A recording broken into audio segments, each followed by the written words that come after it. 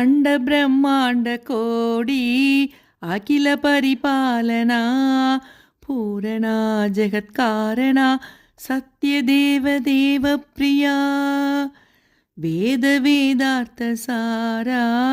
यज्ञयज्ञोमया निश्चला दुष्टनिग्रह शब्दलोकसंरक्षणा सोमसूर्याग्निलोचना स्वेदऋषभवाहना शूलपाणि भुजङ्गभूषणा त्रिपुरनाशनर्दना व्योमकेशमहासेनजनक पञ्चवर्तपरशुहस्त नमः।